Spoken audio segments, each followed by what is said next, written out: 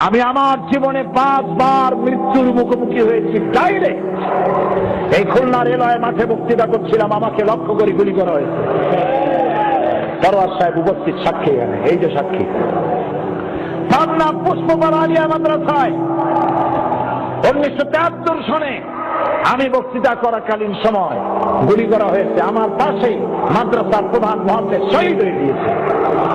5 বার আমাকে গুলি করা হয়েছে, মৃত্যুর মুখোমুখি হয়েছি।